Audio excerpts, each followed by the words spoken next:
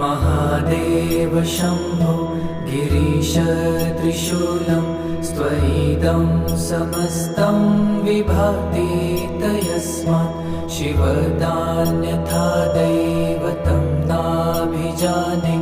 शिवोऽहं शिवोऽहं शिवोऽहं शिवोऽहम्